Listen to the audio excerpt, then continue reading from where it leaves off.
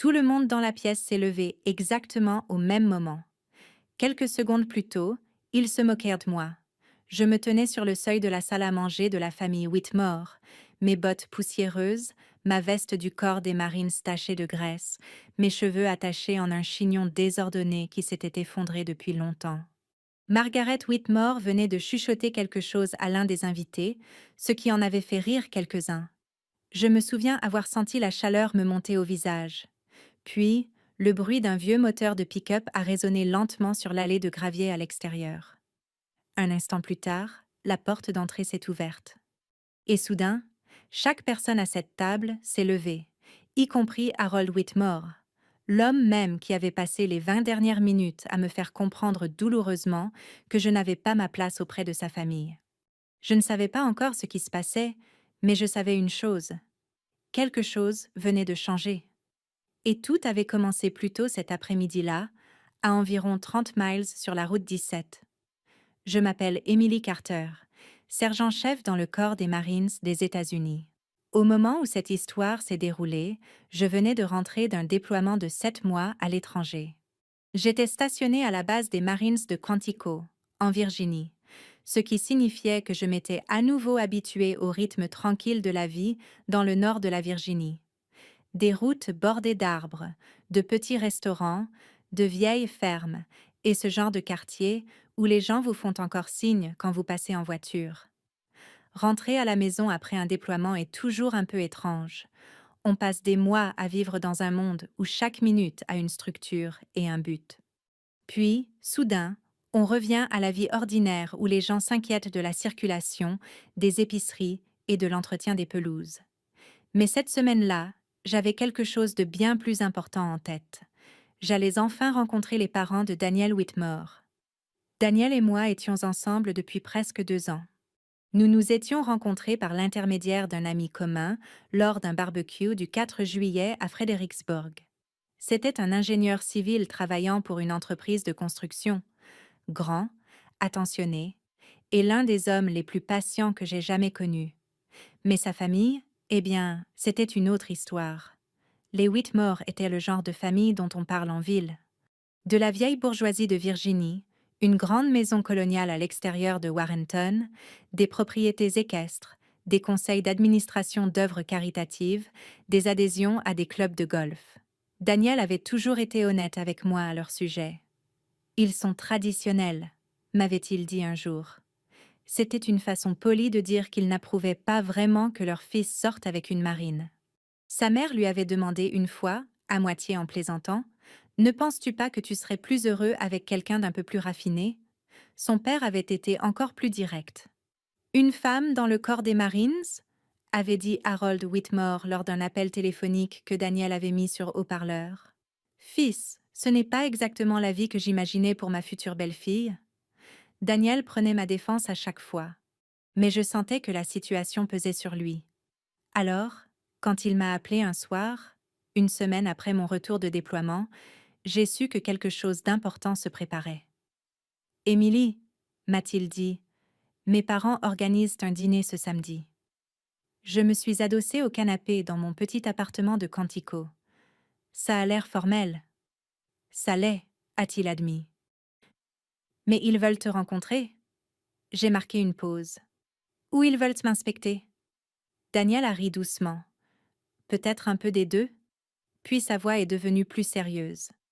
Je sais qu'ils ont dit des choses injustes, mais s'ils te rencontrent vraiment, Émilie, ils verront ce que je vois. Cette phrase m'est restée. Ils verront ce que je vois. Je voulais que ce soit vrai. Samedi après-midi, j'ai quitté la base tôt. J'ai troqué mon treillis de camouflage pour une simple robe bleu marine et des talons bas. J'ai préparé un petit sac de nuit au cas où, et j'ai pris la route vers Warrenton. Le temps d'octobre était parfait. L'automne en Virginie, air frais, feuilles dorées dérivant sur la route, de vastes étendues de terres agricoles brillant sous le soleil de fin d'après-midi. Je me souviens avoir pensé que c'était une bonne journée pour un nouveau départ. La maison des Whitmore était à environ 1 heure de route. J'avais largement le temps, du moins c'est ce que je pensais. À mi-chemin, juste à l'extérieur d'une petite intersection rurale, j'ai remarqué un vieux pick-up garé sur le bord de la route. Le capot était ouvert. Un homme âgé se tenait à côté, penché sur le compartiment moteur avec un air de détermination obstiné. La plupart des voitures passèrent devant lui sans s'arrêter. Pendant un instant, je l'ai fait aussi. Puis, mes instincts de marine ont pris le dessus. On ne laisse pas quelqu'un en détresse si on peut l'aider. J'ai ralenti, je me suis garée sur le bas-côté et je suis sortie. L'homme a levé les yeux, surpris. Bonjour, madame, a-t-il dit en s'essuyant les mains avec un chiffon. Vous avez des ennuis ai-je demandé. Il a esquissé un petit sourire penaud. Le pick-up a surchauffé. Je pensais pouvoir le redémarrer, mais... Il a haussé les épaules. Le véhicule avait l'air vieux. Un modèle de la fin des années 70, peut-être.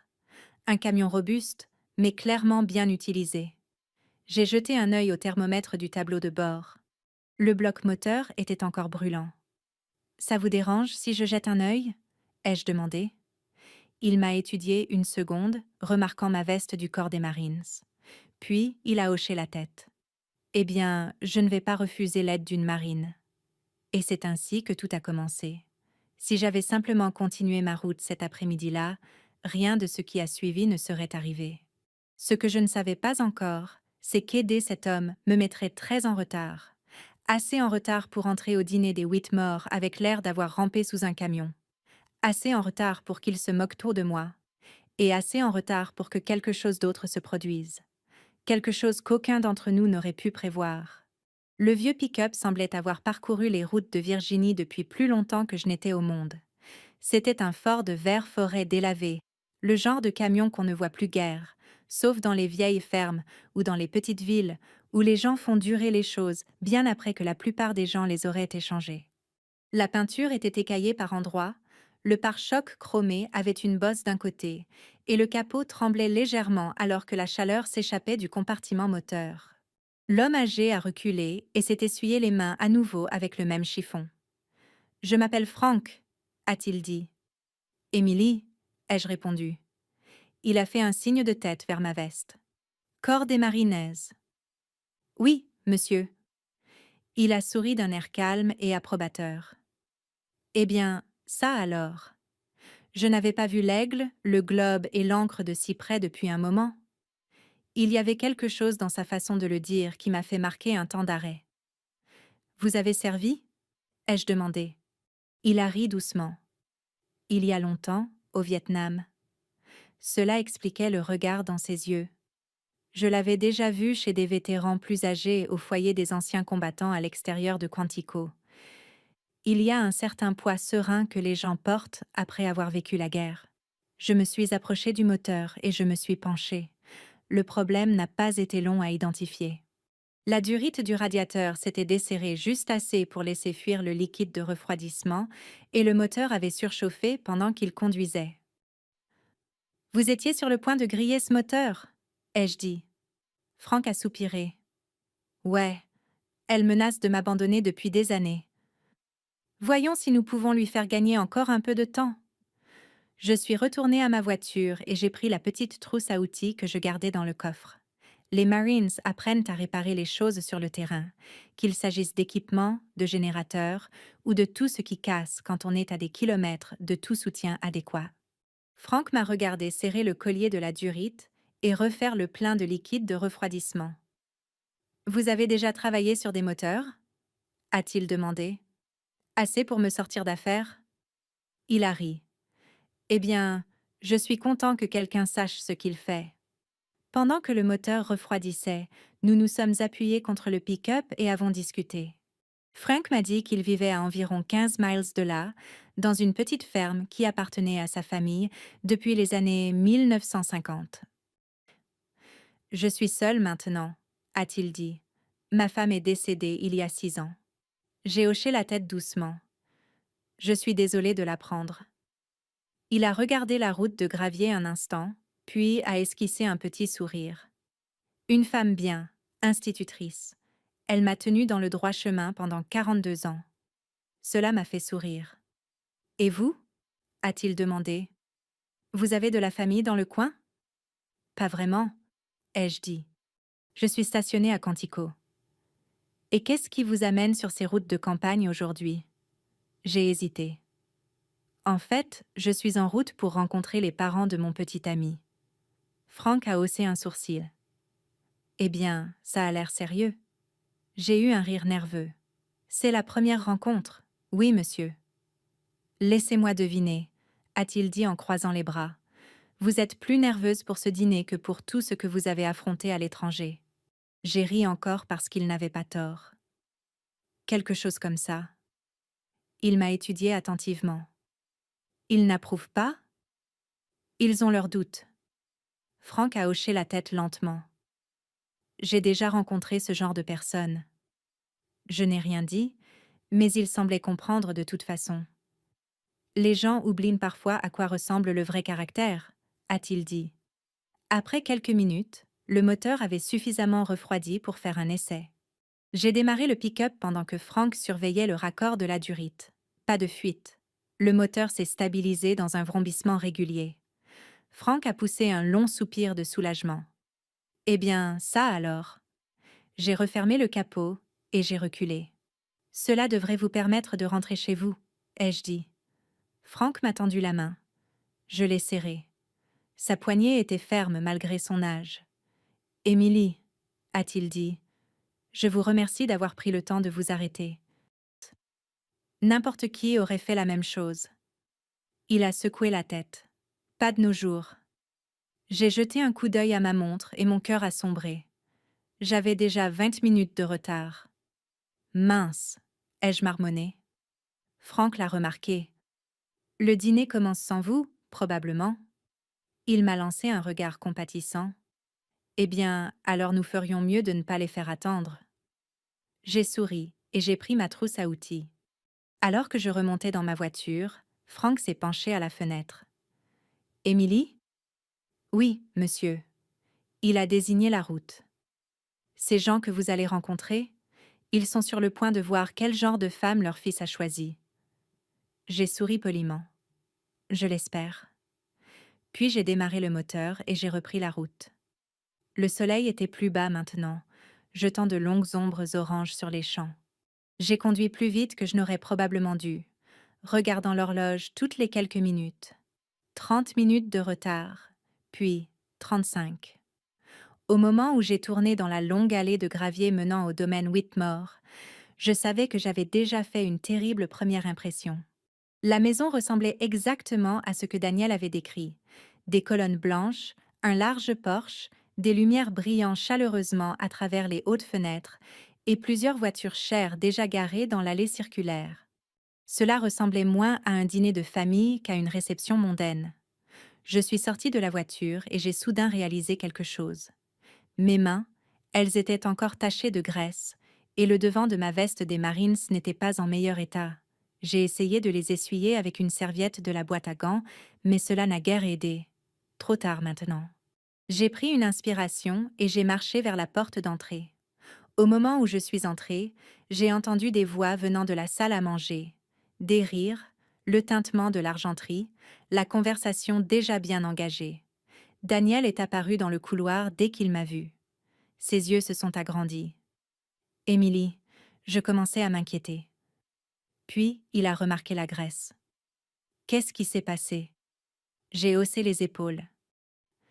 C'est une longue histoire. Il a souri doucement. Honnêtement, je suis juste content que tu sois là. Avant que je puisse dire quoi que ce soit d'autre, une autre voix a retenti depuis la salle à manger. Daniel a appelé une femme. Est-ce ton invité? Daniel m'a serré la main. Prête? J'ai hoché la tête.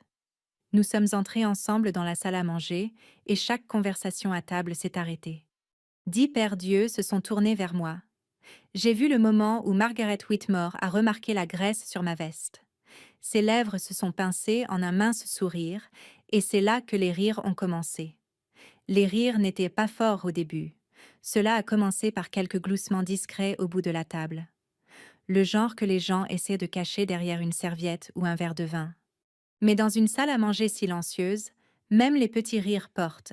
Je les ai ressentis comme de petites attaques contre ma fierté. Daniel m'a de nouveau serré la main comme pour me soutenir. Tout le monde, a-t-il dit avec précaution, voici Émilie. Je me tenais là, sur le seuil de la salle à manger des Whitmore, douloureusement consciente de chaque détail de mon apparence. Mes bottes avaient encore un peu de poussière de la route. Ma veste du corps des Marines avait des traces de graisse sur une manche. Mes mains étaient plus propres qu'auparavant, mais les taches n'avaient pas complètement disparu, et la pièce autour de moi semblait tout droit sortie d'un magazine. Une longue table en bois poli s'étirait au centre, dressée avec des verres en cristal et des serviettes en lin soigneusement pliées. L'éclairage était chaud et élégant, se reflétant sur les peintures encadrées au mur. Un poulet rôti reposait sur un plat de service en argent au milieu de la table. Tous les autres étaient parfaits, chemise repassée, robe élégante, cheveux soigneusement coiffés. Et puis, il y avait moi. Margaret Whitmore se tenait en bout de table à côté de son mari. C'était une femme de grande taille avec des cheveux argentés coiffés avec soin à l'arrière de la tête. Ses yeux ont voyagé lentement de mes bottes à mon visage. Elle a incliné la tête. « Eh bien, a-t-elle dit doucement, on peut dire que vous avez fait une entrée remarquée. » Quelques personnes ont ri de nouveau. Daniel s'est raclé la gorge. Émilie a eu un petit problème sur le chemin. Margaret a haussé un sourcil. Oh?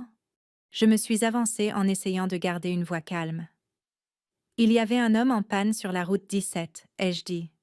Son pick-up a surchauffé. Je me suis arrêtée pour l'aider. Pendant un instant, la pièce fut silencieuse. Puis quelqu'un plus loin à table a dit tranquillement « Comme c'est noble ». Cela ne ressemblait pas à un compliment. Margaret a croisé ses mains poliment. « C'est très gentil de votre part, Émilie », a-t-elle dit, bien que j'imagine que la plupart des gens auraient appelé une assistance routière.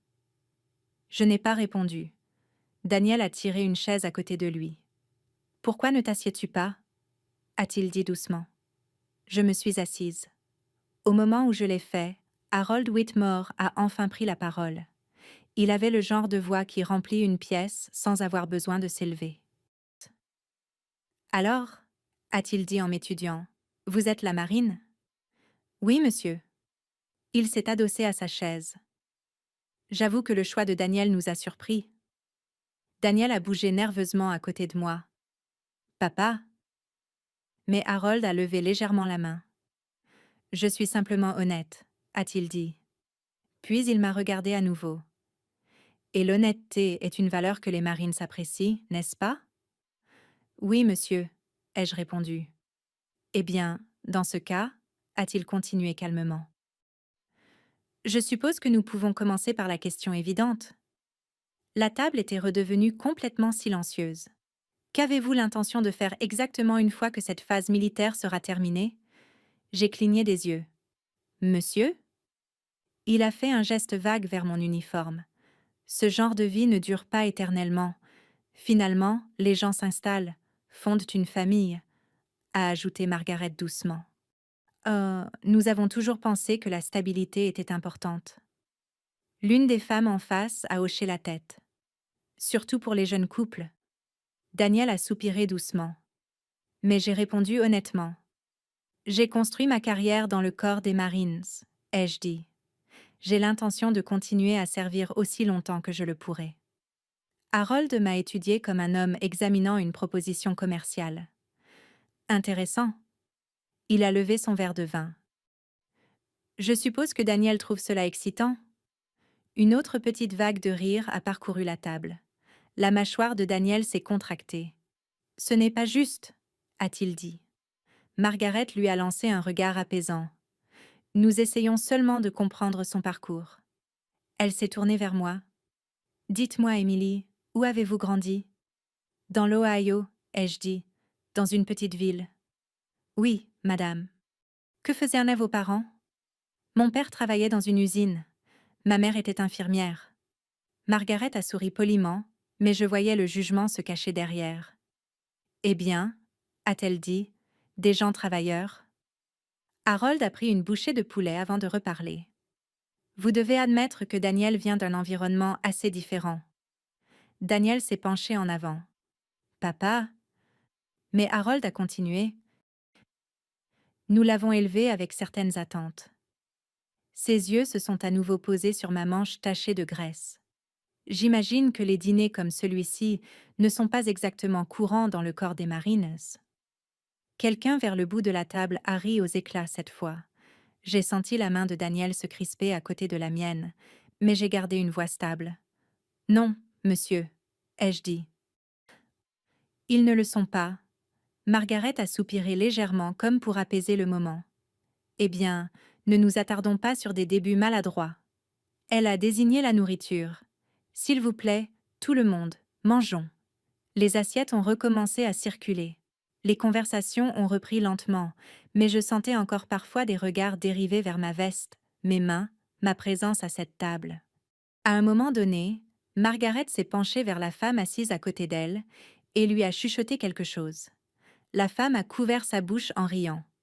Je me suis concentrée sur mon assiette. En face de moi, Daniel avait l'air désolé. « Je suis vraiment désolée », a-t-il chuchoté. « C'est bon », ai-je dit doucement.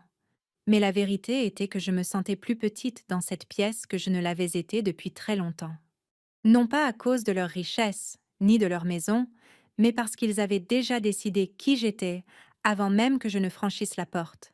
Et rien de ce que je disais ne semblait pouvoir les faire changer d'avis. Le dîner s'est poursuivi ainsi pendant encore 20 minutes. Conversations polies, commentaires subtils, quelques blagues qui n'en étaient pas vraiment, jusqu'à ce que soudain, le bruit de pneus crissant sur le gravier parvienne à travers la fenêtre ouverte de la salle à manger. Au début, personne n'y a prêté attention, mais le bruit du moteur est devenu plus fort. Quelqu'un à l'extérieur a fermé une portière de voiture, et un instant plus tard, la porte d'entrée de la maison s'est ouverte. Des bruits de pas ont résonné dans le couloir. J'ai entendu une voix plus âgée s'écrier « Bonjour, il y a quelqu'un » Daniel a légèrement froncé les sourcils. Margaret avait l'air confuse, et Harold Whitmore a lentement tourné la tête vers la porte. Une seconde plus tard, l'homme âgé que j'avais aidé sur le bord de la route est entré dans la salle à manger. Pendant un instant, personne n'a parlé. L'homme âgé se tenait sur le seuil, tenant sa casquette d'une main. Les lumières de la salle à manger éclairaient les rides profondes de son visage et la veste en jean usée qu'il portait sur une chemise à carreaux délavés. Il m'a fallu une demi-seconde pour le reconnaître. Frank, l'homme même dont j'avais réparé le pick-up moins d'une heure plus tôt. Ma première pensée fut une simple confusion. Que diable faisait-il ici? Frank a regardé autour de lui avec une curiosité modérée, comme s'il était entré dans une réunion à laquelle il ne s'attendait pas tout à fait. « Eh bien » a-t-il dit, sa voix chaleureuse et assurée. « On dirait que c'est l'heure du souper. » Puis ses yeux se sont posés sur moi. Un sourire a illuminé son visage. « Ça alors » a-t-il dit. « Émilie. » Toutes les têtes se sont de nouveau tournées vers moi. J'ai senti Daniel bouger à côté de moi. « Tu le connais » a-t-il chuchoté. Avant que je puisse répondre, Frank a continué d'avancer dans la pièce. Et c'est là que tout a changé. Harold Whitmore a repoussé sa chaise si vite qu'elle a raclé bruyamment le parquet. Puis, il s'est levé. Pas lentement, pas par hasard. Il s'est levé comme les soldats se lèvent quand quelqu'un d'important entre dans la pièce. Le reste de la table a suivi presque immédiatement. Un par un, les chaises ont bougé. Les gens se sont levés. Margaret Whitmore s'est levée aussi, bien que son expression soit passée de l'amusement confiant à quelque chose de beaucoup plus incertain. Daniel semblait tout aussi confus que moi. « Monsieur Miller » a dit Harold. Sa voix était complètement différente maintenant. Respectueuse. Frank lui a fait un signe de tête amical. « Bonsoir, Harold. » La façon décontractée dont il a prononcé le prénom d'Harold a semblé surprendre tout le monde à table. Harold s'est avancé rapidement. « Je ne savais pas que vous passeriez ce soir. » Frank a haussé les épaules. « Je n'avais pas prévu de le faire. » Il a de nouveau jeté un coup d'œil vers moi. « Mais j'avais une raison. » Margaret a regardé Frank, puis moi, puis Frank à nouveau. « Vous vous connaissez tous les deux » a-t-elle demandé. Frank a ri. « On s'est rencontrés il y a environ 40 minutes. » Maintenant, la confusion autour de la table était totale. Harold a légèrement froncé les sourcils. Sur la route? Frank a hoché la tête. Le pick-up a surchauffé sur la route 17. Il a fait un geste vers moi. Cette marine, juste ici, s'est garée et l'a réparée. Tous les regards dans la pièce se sont tournés vers moi. Le silence était différent maintenant, plus lourd. Frank s'est avancé davantage dans la pièce. Vous en avez une bonne ici, Harold, a-t-il dit calmement. Harold a cligné des yeux. Je vous demande pardon? Frank a posé sa casquette sur le dossier d'une chaise vide. Cette jeune femme, a-t-il continué, s'est arrêtée sur une route de campagne alors qu'une demi-douzaine d'autres voitures passaient sans s'arrêter. Il a regardé autour de la table. Elle ne m'a pas demandé qui j'étais. Elle se fichait de ce que je conduisais. Elle se fichait de l'âge de mon camion. Elle a simplement aidé. Personne n'a parlé. Frank a fait un signe de tête vers ma manche tachée de graisse. C'est pour ça qu'on dirait qu'elle sort de sous un moteur. Quelques invités ont bougé mal à l'aise sur leur siège. Le ton de Frank n'était pas en colère, mais il avait du poids. Le genre de poids qui vient de quelqu'un qui a passé sa vie à être écouté. Harold s'est raclé la gorge. Eh bien, c'était certainement très gentil de sa part. Frank s'est tourné lentement vers lui. Tu te souviens de ce qu'on disait dans le corps? Harold s'est figé. Frank a continué. Le caractère se révèle quand personne ne regarde. J'ai alors remarqué quelque chose que je n'avais pas vu auparavant. La façon dont Harold Whitmore se tenait devant Frank, droit, presque rigide, comme si une vieille habitude était revenue sans qu'il y pense. Daniel s'est penché vers moi. « Attends, a-t-il chuchoté. Tu sais qui c'est? J'ai secoué la tête légèrement. Frank a tiré une chaise et s'est assis avec désinvolture. Margaret semblait toujours perdue. Frank, a-t-elle dit avec précaution, voudriez-vous vous joindre à nous pour le dîner? Frank a souri. Eh bien, je n'avais pas l'intention d'interrompre quoi que ce soit. Il a jeté un coup d'œil autour de la table. Bien qu'il semble que les choses commençaient à devenir intéressantes. Quelques personnes ont évité son regard. Harold s'est rassis lentement. Oui? Eh bien... Frank a croisé ses mains calmement sur la table. Émilie m'a dit qu'elle était en route pour rencontrer les parents de son petit ami. Ses yeux ont parcouru la pièce. Le plus drôle, c'est qu'elle n'a jamais mentionné que c'était vous. Margaret a cligné des yeux. Daniel a fini par parler. « Monsieur Miller, je suis Daniel. » Frank a souri chaleureusement. « Ravi de te rencontrer, fils. » Puis, il s'est un peu adossé à sa chaise. « Tu as choisi une partenaire solide. » Daniel a hoché la tête lentement. « Je le crois aussi. » Frank a de nouveau regardé Harold. « Harold, » a-t-il dit doucement. « Oui, monsieur. » a répondu Harold automatiquement. Quelques invités ont échangé des regards surpris. Frank a légèrement incliné la tête. « Tu te souviens d'une nuit dans la province de Quang Tri, en 1968 ?» La pièce est devenue totalement silencieuse. Le visage d'Harold a changé. J'ai vu la reconnaissance le frapper comme un souvenir qu'il n'avait pas visité depuis des années. « Oui, » a-t-il dit doucement. Frank a hoché la tête. « C'était la nuit où votre patrouille s'est retrouvée coincée. » Harold n'a pas parlé. Frank a continué calmement. « Tu avais 22 ans, un jeune lieutenant essayant de ramener ses hommes vivants. » Il a fait une pause. « Et le marine qui t'a sorti de ce fossé ?» Frank a tapoté légèrement la table. « C'était moi. » Personne dans la pièce n'a bougé. Frank a regardé lentement autour de la table. « Alors quand je dis que cette jeune marine a du caractère, » il a de nouveau fait un geste vers moi. « Je sais exactement de quoi je parle. » Harold Whitmore a baissé les yeux. Et pour la première fois de la soirée, l'homme qui s'était moqué de moi semblait avoir honte. La pièce est restée silencieuse pendant un long moment après que Frank eut fini de parler. Pas le silence poli du début de soirée. Celui-ci était différent. Lourd, réfléchi, le genre de silence qui s'installe dans une pièce quand les gens réalisent soudain qu'ils ont pu se tromper. J'étais assise là, ne sachant que faire de mes mains. 20 minutes plus tôt, ces mêmes personnes riaient de la graisse sur ma veste. Maintenant, personne ne semblait capable de la regarder. Frank s'est un peu adossé à sa chaise, tout à fait à l'aise, comme un homme entré dans un endroit familier plutôt que dans une pièce remplie d'invités stupéfaits. Margaret Whitmore s'est raclé la gorge. Eh bien, Frank, a-t-elle dit avec précaution, nous ne savions pas qu'Émilie vous avait aidé. Frank a saussé les épaules.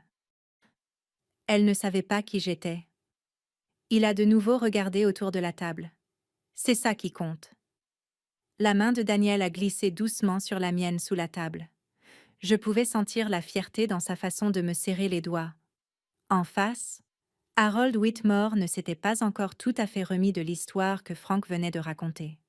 Il a fixé son assiette un instant avant de relever lentement la tête.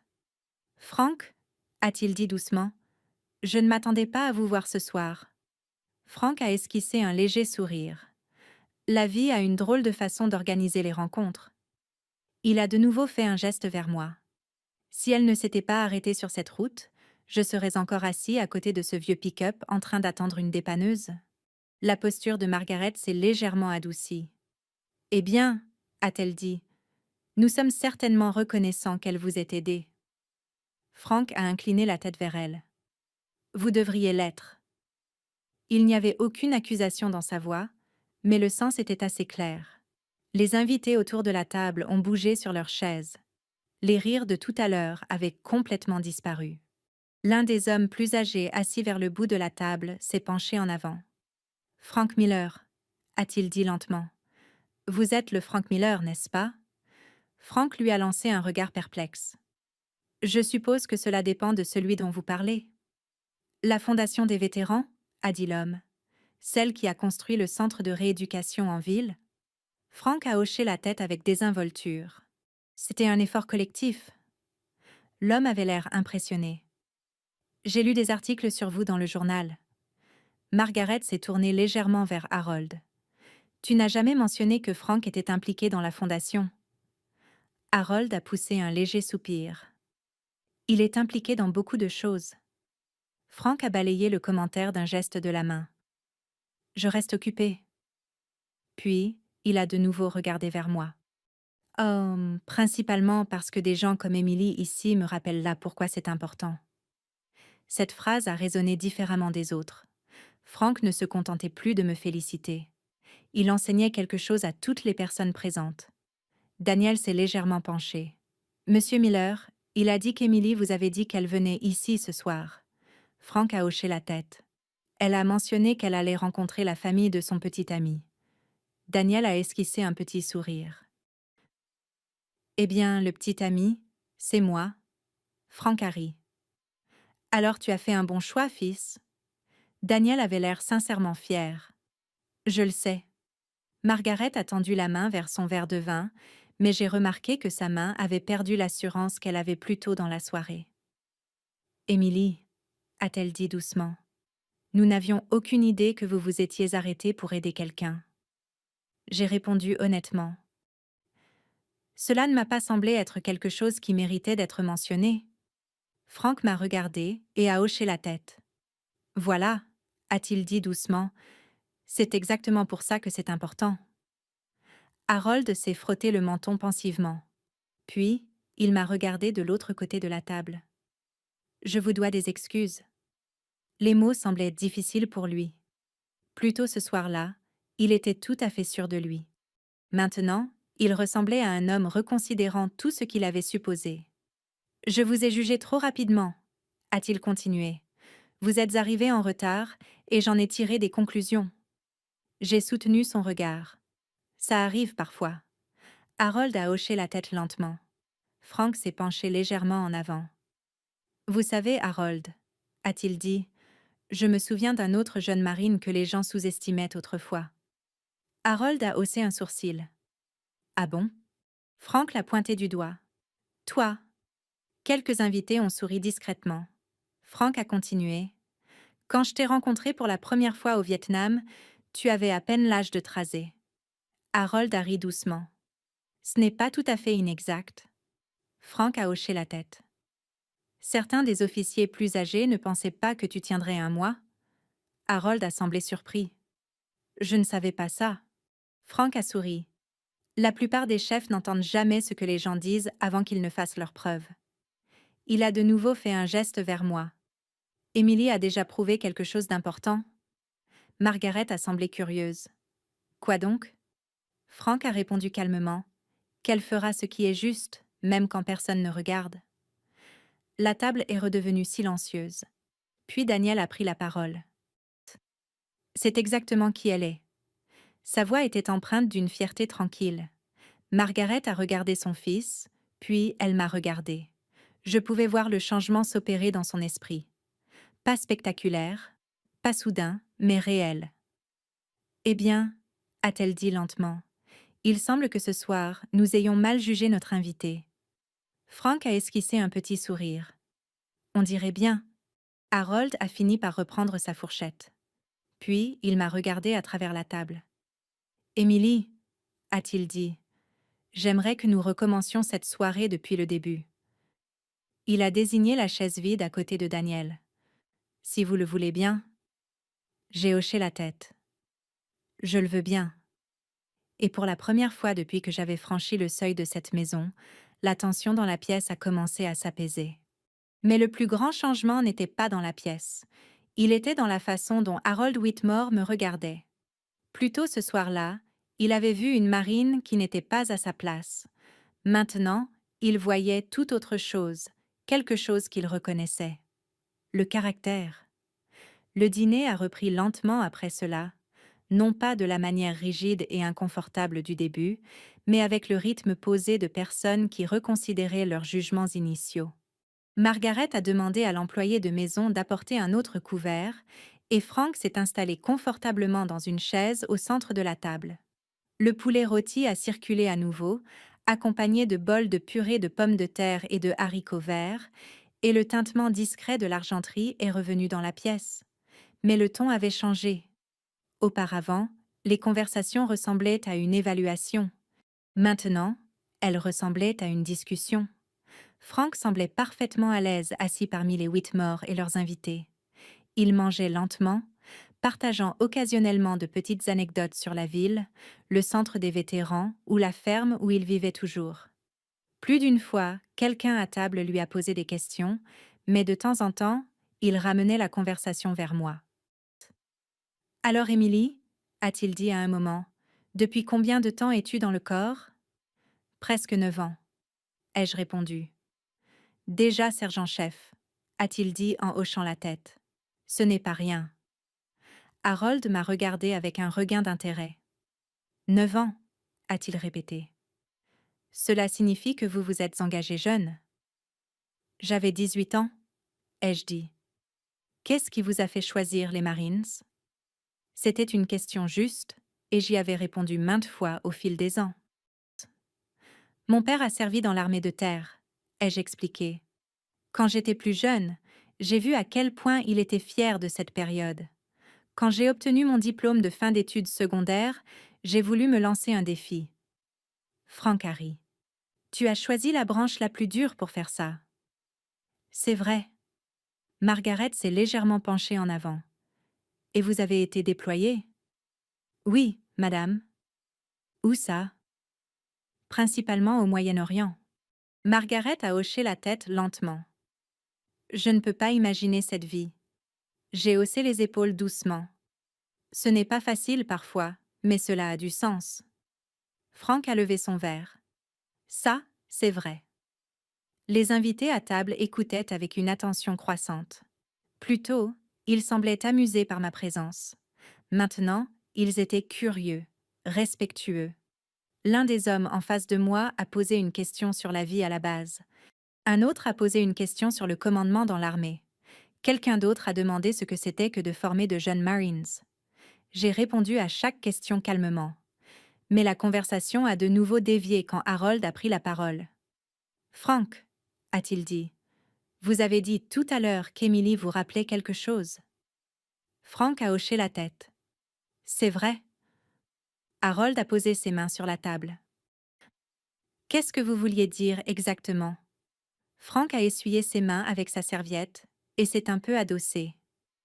Quand les gens vieillissent, a-t-il dit, ils commencent à juger les choses sur les apparences. Il a regardé autour de la table. Une belle maison, de beaux vêtements, les bonnes écoles, le genre de signaux que la société nous apprend à rechercher. Margaret a semblé légèrement mal à l'aise. Frank a continué calmement. Mais plus je vieillis, plus je réalise que ces choses ne disent pas grand-chose sur une personne. Il a fait un signe de tête vers moi. J'ai vu quelque chose aujourd'hui qui compte beaucoup plus. La table était de nouveau silencieuse. Frank parlait lentement, avec soin, choisissant ses mots. Émilie ne savait pas qui j'étais quand elle a arrêté cette voiture. Elle ne connaissait pas mon passé. Elle ne connaissait pas mes relations. Elle ne savait pas qu'en m'aidant, elle finirait dans une pièce comme celle-ci. Il a marqué une pause.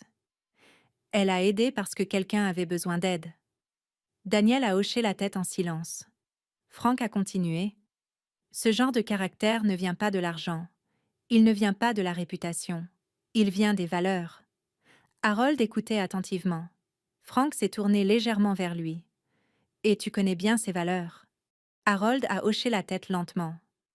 Oui, c'est vrai. Frank a esquissé un léger sourire. Je me souviens très clairement de cette nuit au Vietnam. Les invités se sont un peu rapprochés. Tu étais un jeune lieutenant essayant de sortir tes hommes d'une mauvaise passe. Harold a eu un rire discret. J'étais mort de peur. Frank l'a pointé du doigt. Mais tu es resté. Tu t'es assuré que chaque homme sous ton commandement s'en sorte? Il a de nouveau regardé autour de la table. C'est à ça que ressemble le leadership.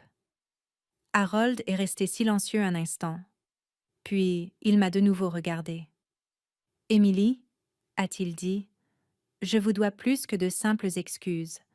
Vous êtes entrée chez moi ce soir après avoir fait quelque chose d'honorable, et au lieu de vous accueillir, nous vous avons jugé. Margaret a baissé un peu les yeux. C'était mal. J'ai secoué la tête doucement. C'est compréhensible. Harold a haussé un sourcil. Pourquoi dites-vous cela? Parce que les gens supposent que souvent le pire quand ils ne comprennent pas quelque chose. Frank a hoché la tête d'un air approbateur. C'est de la sagesse. Daniel m'a de nouveau serré la main. Harold s'est adossé et m'a étudié pensivement. Vous savez, a-t-il dit, quand Daniel nous a parlé de vous pour la première fois, j'ai imaginé quelqu'un de très différent. J'ai souri légèrement. J'imagine que oui. Il a ri doucement. Oui, je suppose que c'est le cas. Puis il a regardé autour de la table. Eh bien, a-t-il dit en levant légèrement son verre, je pense que nous avons tous appris quelque chose ce soir. Frank a souri. C'est le bon côté du fait de vieillir. On a encore le droit d'apprendre. Margaret a levé son verre elle aussi. À l'apprentissage, a-t-elle dit doucement. Le reste de la table a suivi. Les verres se sont levés. Pour la première fois de la soirée, je me suis sentie tout à fait à l'aise assise là. Non pas parce que tout le monde avait soudainement décidé de m'approuver, mais parce que quelque chose de plus important s'était produit. Ils m'avaient vu. Pas la graisse sur ma veste, pas l'uniforme des Marines, pas le milieu social qu'ils avaient jugé plus tôt. Ils avaient vu la personne en dessous, et parfois, c'est tout ce qu'il faut pour que tout change. Au moment où le dessert a été servi, la soirée était totalement différente de celle dans laquelle j'étais entrée. Margaret a apporté une tarte aux pommes, maison, encore chaude, avec de la glace à la vanille, fondant lentement sur chaque part. La tension qui avait rempli la salle à manger plus tôt s'était apaisée en quelque chose de plus calme et de plus authentique. Les gens discutaient à nouveau, mais maintenant la conversation semblait détendue au lieu d'être calculée. Frank racontait une histoire de partie de pêche qu'il avait faite il y a des années avec des Marines du centre des vétérans. Quelques invités ont ri, alors qu'il décrivait l'un d'eux tombant dans le lac, après avoir insisté sur le fait qu'il savait exactement comment diriger un petit bateau. Daniel était assis à côté de moi, le bras reposant légèrement sur le dossier de ma chaise. De temps en temps, il me lançait un regard et souriait, comme s'il n'arrivait toujours pas à croire comment la soirée avait tourné. En face, Harold Whitmore regardait Frank finir son histoire, puis il s'est raclé la gorge. « Frank, a-t-il dit doucement. Je ne vous ai jamais remercié comme il se doit. » Franck a levé les yeux. Pourquoi? Pour cette nuit au Vietnam. La pièce est redevenue silencieuse. Franck a balayé l'air d'une main distraite. C'était il y a longtemps. Harold a secoué la tête. Pas pour moi. Il a marqué une pause, choisissant ses mots avec soin. Vous m'avez sauvé la vie? Franck l'a regardé en silence. Puis il a fait un petit signe de tête. Eh bien, c'est ce que font les marines. Harold a esquissé un léger sourire. Et apparemment, a-t-il ajouté en jetant un coup d'œil vers moi, c'est toujours ce qu'ils font. Margaret s'est tournée vers moi avec une expression plus douce que celle qu'elle portait au début de la soirée. Émilie, a-t-elle dit, je veux encore m'excuser. Sa voix était sincère. Quand vous avez franchi cette porte ce soir, j'ai vu quelqu'un qui ne correspondait pas à l'image que j'avais en tête. Elle a croisé ses mains sur la table. Et au lieu de poser des questions, j'ai fait des suppositions. J'ai hoché la tête légèrement. Ça arrive. Elle a eu un petit sourire de regret. Oui, mais cela ne devrait pas. Daniel s'est penché en avant. Maman, Émilie a plutôt l'habitude que les gens la sous-estiment. Franck a ri. La plupart des bons Marines le sont. Margaret m'a de nouveau regardée. Eh bien, je suis très heureuse que vous vous soyez arrêté pour aider Franck aujourd'hui. Elle a marqué une pause. Et je suis très heureuse que vous soyez venu dîner. Harold a hoché la tête en signe d'accord. J'aimerais dire la même chose. Il s'est adossé à sa chaise et m'a étudié pensivement. Vous savez, a-t-il dit, quand Daniel nous a parlé de vous pour la première fois, je me suis inquiétée. J'ai haussé un sourcil. À quel sujet? Il a souri légèrement. Que vous ne puissiez pas vous intégrer dans notre monde. Franck a eu un rire étouffé. Harold a jeté un coup d'œil vers lui. Mais ce soir m'a rappelé quelque chose d'important. Il a tapoté légèrement la table. Le monde n'a pas besoin de plus de gens qui entrent dans le même moule. Franck a levé sa fourchette. Il a besoin de gens de caractère. Harold a hoché la tête. Exactement. Il s'est tourné vers moi. Et je comprends maintenant pourquoi mon fils tient à vous. Daniel semblait à la fois soulagé et amusé. Eh bien, ça fait plaisir à entendre. Margaret a souri chaleureusement. Oui, c'est vrai. Franck a fini sa dernière bouchée de tarte et s'est essuyé les mains avec sa serviette. Vous savez, a-t-il dit pensivement, des soirées comme celle-ci me rappellent quelque chose que mon père disait souvent. Tout le monde l'a regardé. Il disait que le vrai caractère d'une personne se révèle dans les moments de calme. Il a désigné la fenêtre où l'allée de gravier s'étirait dans l'obscurité. Comme s'arrêter sur une route de campagne pour aider un étranger. Il m'a regardé. C'est le genre de choses dont les gens se souviennent. J'ai ressenti une chaleur tranquille dans ma poitrine en entendant cela. Pas de la fierté exactement, juste le sentiment que j'avais peut-être fait quelque chose de petit qui comptait. Daniel m'a de nouveau serré la main. Je le savais déjà. Elle est comme ça, a-t-il dit. Harold a souri. Eh bien, je suis content que nous le sachions aussi maintenant. La soirée a commencé à toucher à sa fin après cela. Les manteaux ont été récupérés. Les invités ont remercié Margaret pour le dîner. Les voitures ont quitté la longue allée de gravier l'une après l'autre. Franck se tenait près de la porte d'entrée alors qu'il s'apprêtait à partir. Avant de sortir, il s'est tourné vers moi. Émilie? Oui, monsieur. Tu vas parfois vers le centre des vétérans à Warrenton? Pas souvent. Tu devrais. Il a fait un signe de tête vers Harold. Ce vieux lieutenant ici présent aide à diriger quelques programmes pour les jeunes vétérans. Harold a ri, essayant d'être modeste. Franck a souri. Des gens comme Émilie sont exactement le genre de leader dont ces programmes ont besoin.